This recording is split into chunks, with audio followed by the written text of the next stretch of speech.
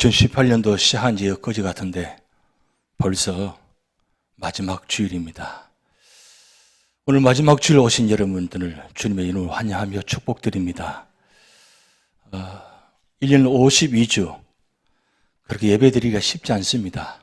매주일마다 성수주를 한다는 것이 얼마나 힘든지 여러분 지나오면서 많이 느끼시고 하셨잖아요.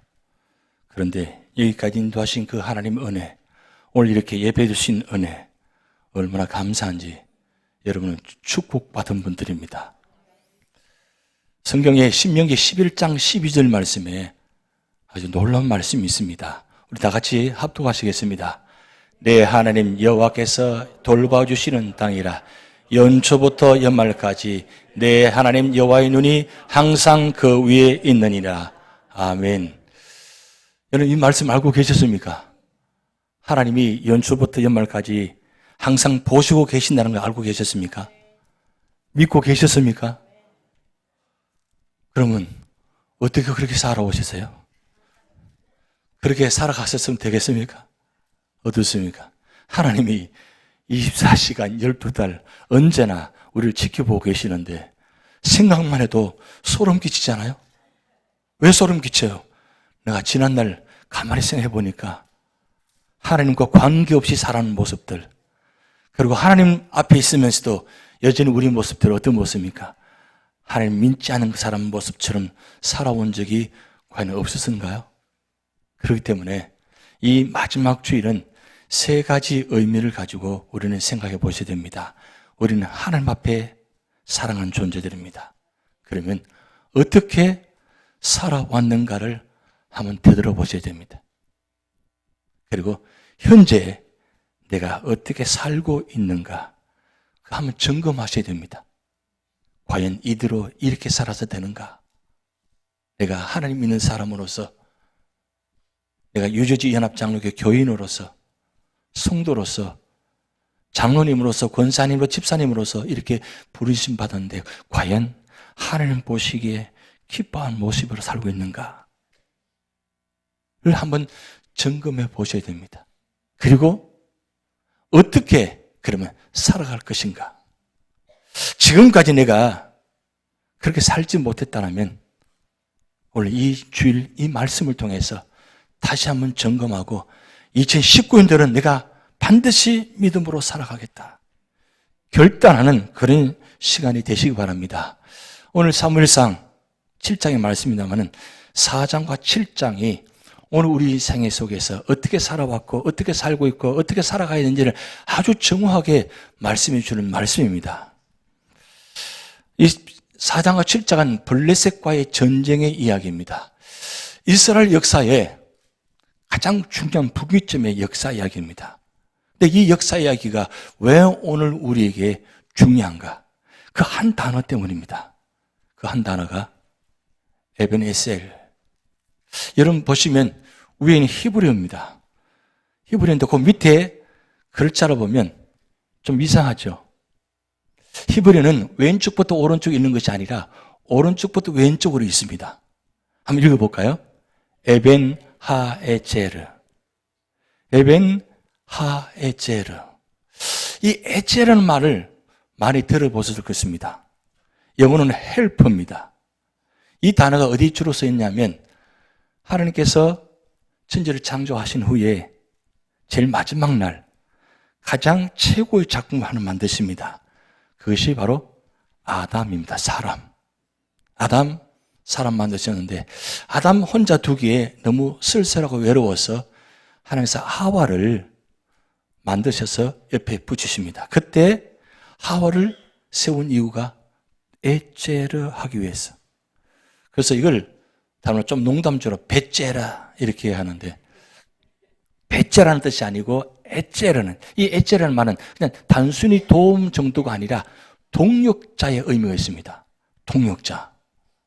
이 동역자가 의미 있는데 여러분 남편과 아내가 함께 살아갈 때에 아내가 남편을 위해서 돕기 위해서 하는 존재가 아니고 남편이 아내를 위해서 돕기 하는 존재가 아니고 남편과 아내가 같은 동역자의 마음으로 같이 살아가셔야 그 가정이 원만하고 온전합니다. 돕는다는 말은 어떻게 보면 좀 상하와 같은 개념으로 생각할 수 있습니다. 그렇지만 하나님께서 하와를 만드시고 아담을 만드실 때 그런 정도만 하기 위해서 세우셨을까요? 아닙니다. 두 사람의 관계가 온전한 관계가 되려면 동역자의 관계가 되어야 됩니다. 이 해체가 그때부터 등장되는데 여기 에벤 에셀이라는 단어가 바로 도움의 돌이라는 뜻입니다. 그런데 우리가 일반적으로 에벤 에셀 이 단어는 사무엘상 7장 12절 말씀만 알고 있습니다. 그런데 4장 1절 말씀은 이렇게 말씀 기록되어 있습니다. 이스라엘 나가서 블레셋 사람들과 싸우려고 에벤에셀 곁에 진치고 블레셋 사람들은 아벡에 진쳤더니 이 에벤에셀이라는 단어는 지명의 이야기입니다. 그런 뜻은 도움의 돌 뜻입니다. 근데 7장 12절 말씀 보면 이렇게 기록되어 있습니다. 사물이 돌을 취하여 미스바와 센사에 세워 이르되 여호와께서 여기까지 우리를 도우셨다 하고 그 이름을 에벤에셀이라 하니라. 자, 여기는 에벤에셀 뜻을 해석해 놓았습니다. 그런데 4장 1절과 7장 12절의 차이점을 제가 말씀드리려고 합니다. 여기 지금 4장 1절의 배경은 블레셋 군과 함께 지금 이스라엘 군사가 함께 전쟁을 치려고 모인 장면입니다. 4장 1절에 에벤에셀 곁에 진치고 블레셋 사람은 아벡에 진쳤더니 라고 말씀합니다. 그러면 지금 이스라엘 군사들이 에벤에셀에 모였던 뜻은 에벤에셀, 도움의 돌, 하나님께서 도와주실 믿고 에벤에셀에서 그 자리에서 전쟁 치러 준비해 왔습니다. 그러면 당연하게 승리할 줄 알았을 것입니다. 그런데 2절 말씀, 블레셋 사람들이 이스라엘이 되어 전열을 벌이니라. 그 둘이 싸우다가 이스라엘이 블레셋 사람들 앞에서 패하여 그들에게 전쟁에서 죽임을 당한 군사가 4,000명 가량이라 그랬어요. 첫 번째 진수입니다. 이길 줄 알고 믿고 하나님께 도와주실 줄 믿고 그 자리에 전쟁을 치르는데 이거 웬걸? 패했습니다. 4,000명 가량이 죽었다고 했습니다. 그때에 이스라엘 장로들 뭘 생각했냐면 이 자리에 언약궤가 없으니까 우리가 졌구나 하고 실로에 있는 언약궤를 옮겨옵니다. 그것이 바로 4절 말씀입니다. 이에 백성의 실로에 사람을 보내어 그룹 사이에 계신 만군의 여호와의 언약궤를 거기서 가져왔고 엘리의 두 아들 홈니와 비나하스는 하나님의 언약궤와 함께 거기에 있었더라. 자, 언약궤의 상징은 이렇습니다. 언약궤는 언제나 하나님께서 임재하시는 자리입니다. 그리고 언약궤만 함께 있으면 언제나 이스라엘은 승리했습니다. 그래서 출애굽에서 시내산부터 해서 이스라엘 백성은 언제나 언약궤와 중심으로 이동했고 언약궤가 있는 자리마다 언제나 승리했습니다. 그리고 요단강을 건너갈 때도 언약궤가 먼저 앞서 건너가면서 요단에 갈라지고 무너지는 그런 역사도 체험했습니다. 이런 수백 년 동안에 이 언약궤는 이스라엘과 언제나 함께하고 이 언약궤만 있으면 당연하게 승리할 줄 믿고 그들도 지금 언약궤를 옮겨왔습니다. 거기에다가 이 엘리 두 아들 홈니와 비나하스까지 와 있습니다. 제사장의 아들들입니다. 이러면 누가 봐도 이 전쟁은 승리할 수밖에 없습니다. 당연하게 승리해야 됩니다. 그런데 10절 말씀, 블레셋 사람들이 쳤더니 이스라엘이 패하여 각기 장막으로 도망하였고 사륙의 심히 커서 이스라엘 보병에 엎드린 자가 3만 명이었으며 1차 전도 때는 4,000명만 죽었어요. 그런데 보세요. 지금 3만 명이 죽었어요. 지금 언약궤가 있습니다. 홈리와 비나하스 제사장 아들 두 아들이 있습니다. 그럼 당연하게 승리해야 되잖아요. 피했는데 완전히 피했습니다. 3만 명이라면 엄청난 일이 죽은 것입니다. 그런데 여기서 끝나면 얼마나 좋겠습니까? 그런데 11절 말씀, 하나님의 궤는 빼앗겼고 엘리의 두 아들 홈리와 비나하스는 죽음을 당하였더라. 이스라엘 역사상 가장 수치스러운 일, 가장 패배에 기록된 말씀입니다.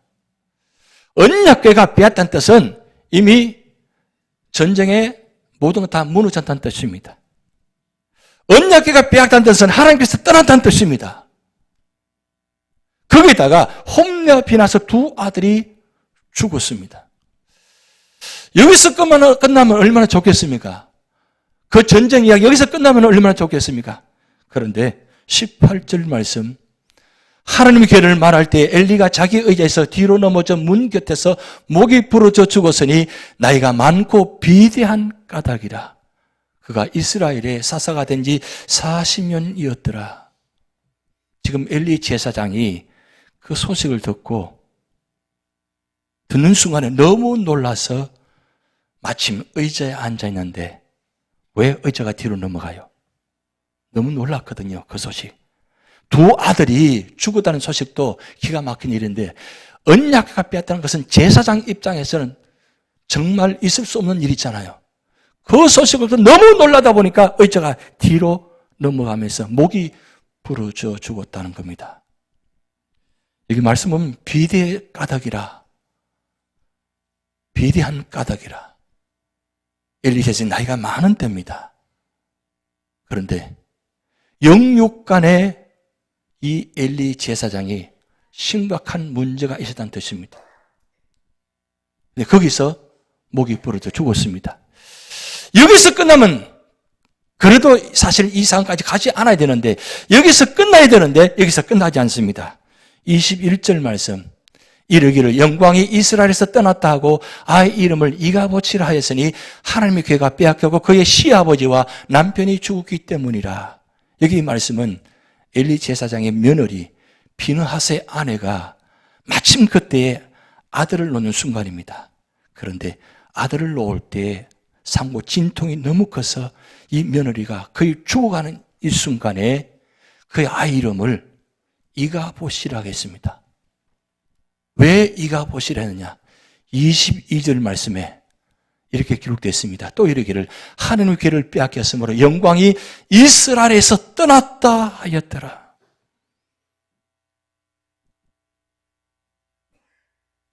한 집안이, 그것도 엘리 제사장의 집안이 지금 망하는 순간입니다. 여러분, 엘리 제사장이 그때 망했다는 것은 이스라엘이 망했다는 뜻과 같은 그 내용입니다. 전쟁에 패했습니다. 언약궤가 빼앗겼습니다. 거기다가 두 아들 죽었습니다. 엘리 제사장도 죽었습니다. 그리고 그의 며느리도 죽었습니다. 그 태어난 아이가 상징적으로 이가봇 이름을 어떻게 그렇게 지으셨나요? 기왕이면 노예를 지어야죠. 아름다운 이름을 지어야죠. 근데 이가봇이라뇨. 그러면 이 아이의 인생이 어떤 인생이 되겠습니까? 하나님의 영광이 떠난 아이잖아요. 그러면 이 이가봇으로 태어난 이 아이가 자라면서 그의 평생에 어떤 모습으로 살아갈까요? 너무 기가 막힌 삶이잖아요. 근데 왜 이렇게 되었을까요? 여기 중요한 관점 하나입니다. 홈리와 비느하스가 죽었기 때문에 언약궤를 빼앗긴 것이 아니라 하나님의 영광이 떠났기 때문에 언약궤를 빼앗긴 것입니다.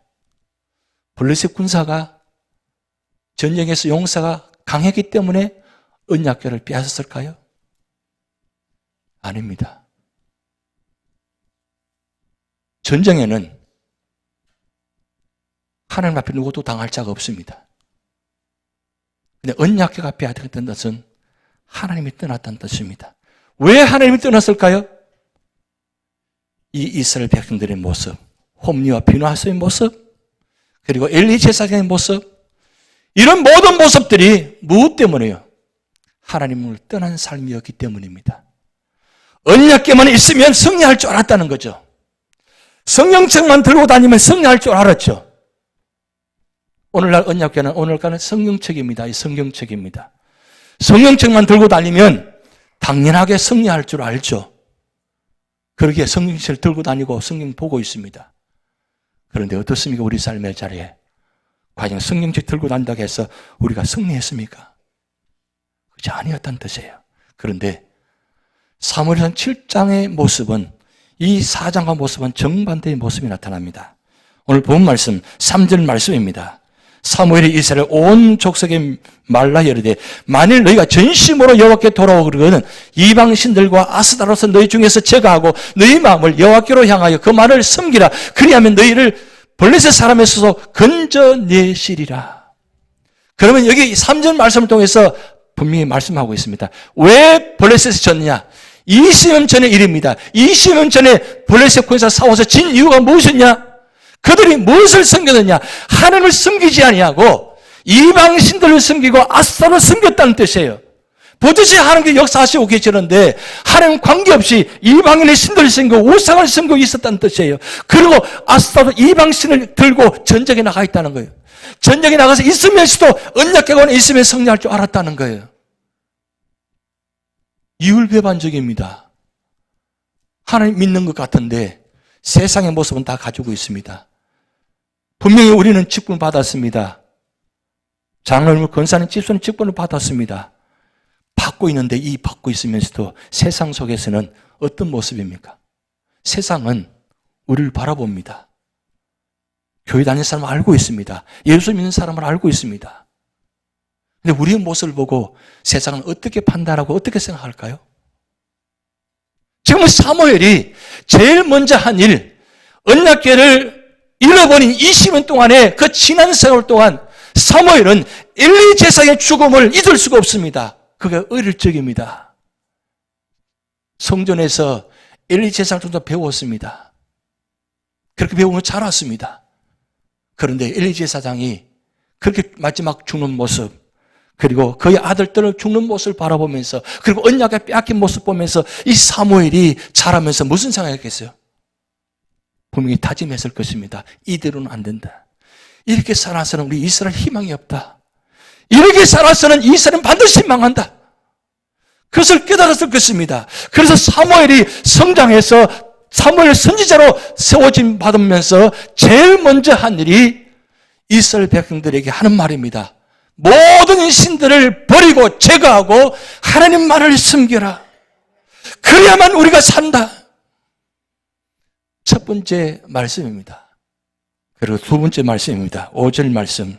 사무엘이 되 온 이스라엘 미스바로 모이라. 내가 너희들과 여호와께 기도하리라 하며 6절 그들이 미스바에 모여 물을 길어 여호와 앞에 붓고 그날 종일 금식하고 거기에서 이르되 우리가 여호와께 범죄하였나이다 하니라. 사무엘이 미스바에서 이스라엘 자손을 다스리니라. 여러분, 제가하고 하나님 바라고 거기서 끝나지 않았습니다. 이스라엘 백성 모든 백성을 미스바로 다 모이게 있습니다. 모여서 지금 성을 열고 있습니다. 무엇을 때문에요? 하나님, 우리가 잘못했습니다. 우리가 이방인들을 섬기고 하나님을 섬기지 아니하고 떠났습니다. 하나님, 잘못했습니다. 모든 이스라엘 사람들 어린아이부터 어린아이까지 모두가 모여서 함께 예배드리며 회개 기도하고 금식 기도했다는 거예요. 여러분, 예배는 왜 드리는 것입니까? 왜 예배 드리러 오시는 것입니까? 지금 52주 동안 우리가 예배 열심히 드려왔습니다. 어떤 모습으로 예배 드렸습니까? 예배는 항복한다는 뜻입니다. 하나님 앞에 완전히 엎드리는 뜻입니다. 그게 바로 예배입니다. 무슨 뜻이에요? 이 세상 방법으로 살지 않고 오직 하나님 말씀대로만 살겠습니다. 하나님의 엎드리시겠습니다. 하나님 말씀대로 살겠습니다. 결단하는 시간이 바로 예배입니다. 왜 사무엘이 지금 모든 백성을 다 모아놓고 함께 금식기도 하고 회개하게 만들었습니까? 이 길만이 산다는 거죠. 예배가 회복돼야 된다는 거죠. 예배가 회복되지 않으면 다 죽는다는 겁니다. 여러분, 예배 회복되지 않으면, 예배를 통해서 은혜 받지 않으면, 예배를 통해서 말씀을 듣지 않고 예배를 통해서 하나님 만나지 못하면 이 세상에 승리할 수가 없다는 뜻입니다. 여러분, 지금까지 살아오시면서 예배를 통해서 승리하셨습니까? 예배를 통해서 승리하시면 세상 속에서 승리하는 것이 당연한 일입니다. 지금 사무엘이 두 번째 모습을 지금 말씀하고 있습니다. 그런데 7절 말씀 보면 이스라엘 자손이 미스바에 모였다 함을 블레셋 사람들이 듣고 그들의 방백들이 이스라엘을 치러 올라온지라 이스라엘 자손들이 듣고 블레셋 사람들을 두려워하여라고 기록됩니다. 지금 이 소식을 블레셋 사람 들었습니다. 좋은 기회입니다. 왜요? 굳이 먼 곳에 찾아갈 필요가 없습니다. 왜? 한 곳에 다 모였기 때문입니다. 천하의 절호의 기회입니다. 블레셋 입장에서는 이스라엘 치는데 가장 좋은 입장입니다. 근데 이스라엘 입장에서는 한꺼번에 지금 몰사할 수밖에 없는 상황입니다. 다 같이 모여서 예배드리고 있습니다. 거기는 무기도 없습니다. 전쟁을 치를 힘도 없습니다. 그저 예배드리러 와 있기 때문입니다. 그러기에 이스라엘 사람들이 첫째 하는 방법이 무엇입니까? 지금 사무엘 선지자에게 이렇게 간곡히 간구합니다. 6절 말씀, 8절 말씀 우리 같이 읽습니다.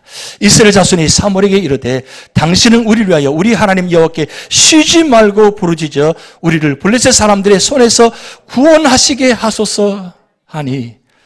자, 20년 전에 사무엘상 4장에 있을 때 모습은 어떻습니까? 전쟁에 졌을 때 그들이 한 일은 무엇입니까? 언약궤를 가져오라 합니다. 언약궤를 가져오면 이길 줄 알았습니다. 여러분, 언약궤는 하나의 상자입니다. 하나님께서 계시지 않으면 그 언약궤는 상자의 밖에 불과합니다. 그런데 그들은 하나님을 믿지 않으면서 그저 언약궤만 있으면 될 줄 알고 그렇게 찾아왔거든요. 근데 그때는 졌습니다. 그런데 지금 이스라엘 상황이 어떤 상황입니까? 이제 하나님께 나아갑니다. 하나님 아니면 우리는 죽습니다. 하나님만이 이 전쟁에서 승리하게 할 줄 믿습니다. 사무엘 선지자에게 쉬지 말고 부르짖어 기도하옵소서. 신앙의 출발은, 신앙의 초점은 바로 여기 있습니다. 어려움 만날 때, 힘들 때 우리가 할 일은 하나님 앞에 엎드려 기도하는 겁니다. 하나님께서 이 문제를 해결해 주시옵소서. 저는 해결할 수 없습니다. 그렇게 엎드릴 때에 하나님은 그 기도를 통해서 들어 응답하여 주실 줄 믿습니다. 여러분, 9절 말씀에 사무엘이 그 소리를 듣고 사무엘이 젖먹는 어린 양 하나를 가져다가 온전한 번제를 여호와께 드리고 이스라엘 여호와께 부르짖으며 여호와께서 응답하셨더라. 자, 이스라엘 백성들이 이 사무엘 선지자에게 간구합니다. 사무엘 선지자는 번제를 드리면서 그리고 예배드리고 기도합니다. 그럴 때에 10절 말씀, 놀라운 사건이 나타납니다. 사무엘이 번제를 드릴 때 블레셋 사람이 이스라엘과 싸우려고 가까이 오매 그날에 여호와께서 블레셋 사람에게 큰 우레를 발하여 그들을 어지럽게 하시니 그들이 이스라엘 앞에 패한지라. 여러분, 요즘 연세가 드시니까 자꾸 귀에 무슨 소리가 들린다 그러잖아요. 자꾸 소리 들린다 그러죠. 어제는 왼쪽 귀가, 오늘은 오른쪽 귀가. 여러분, 그 소리 들리면 어떻습니까? 잠이 옵니까?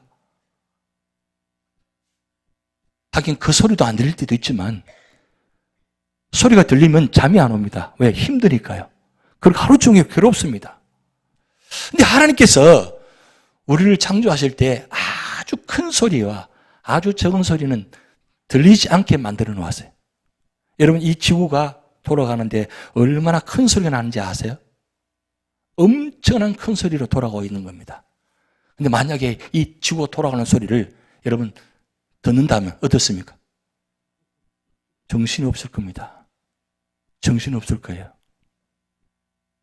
그런데 지금 하나님께서 어떤 방법으로 역사하십니까? 블레셋 군사에 대해가 큰 우레 소리를 발하여 그들을 어지럽게 하였다 그랬어요. 조그만 소리도 어지러워서 정신이 하나도 없는데 큰 소리로, 아니 큰 소리는 일반적으로 들리지 않게 되는데 하나님께서 역사하시니까 그 큰 소리를 발하니까 이 블레셋 군사들이 그 소리를 들으면서 그야말로 어지럽게 해서 기절해 버렸다는 거예요. 전부 다 넘어갔다는 뜻입니다. 그 많은 군사들이 그 소리에 너무 놀라가지고 기절할 정도로 넘어가 버렸다는 거예요. 그런데 지금 이스라엘 백성들 하나님은 무엇입니까? 예배드리고 있습니다. 예배드리고. 여러분, 이 말씀 보면서 우리는 어떤 생각 듭니까? 우리 삶의 자리에 어떤 큰 고통, 큰 삶의 자리가 다가온다 할지라도 우리가 예배의 자리에 있으면 하나님께서 막아주시고 치유하시고 회복해 줄 줄 믿습니다. 예배는 바로 그런 자리입니다. 만약에 여러분, 이 지금 이스라엘 백성들 마음과 여러분 마음을 한번 생각해 비교해 보시기 바랍니다. 여러분 삶의 자리에 큰 블레셋과 같은 세상의 모습들이, 고난의 모습들이 여러분 다가와 있어요. 지금 몸은 여기와 예배드리고 있습니다. 근데 여러분 마음은 어디가 있습니까? 거기가 있잖아요. 저거 저러면 안 되는데 저거 큰일 났네. 가정의 문제, 자녀의 문제, 사업장 문제, 이 문제 때문에 지금 정신이 하나도 없어요. 그것 때문에 예배 자리도 지키지 못해요. 기도라도 지키지 못해요. 너무 힘드니까. 나도 왜 이런 줄 몰라. 여러분 유희가 가사했잖아요. 나도 왜 이런 줄 몰라. 나도 왜 이런 줄 모르는 것이 이 세상의 문제예요. 그러면 나도 왜 이런 줄 모르면 어떻게 해야 돼요?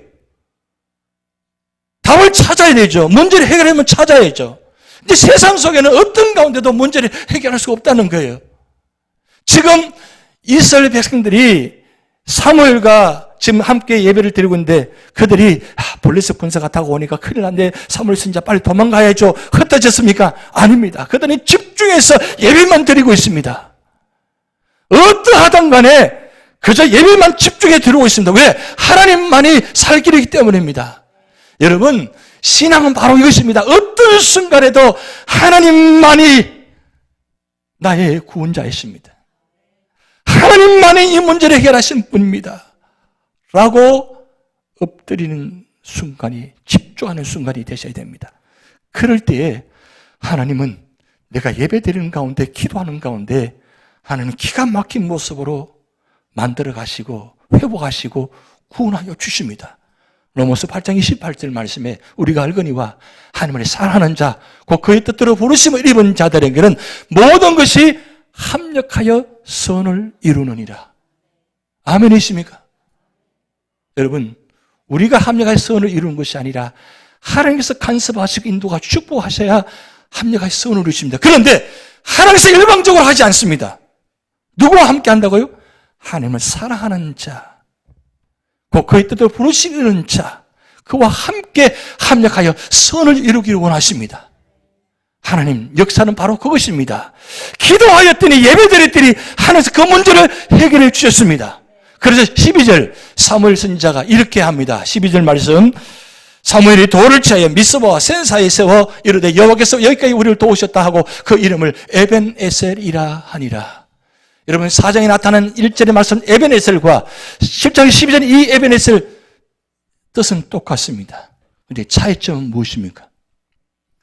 에벤에셀, 거기는 지명입니다. 그런데 거기는 하나님께서 함께하지 않았습니다. 이름만 에벤에 있었습니다.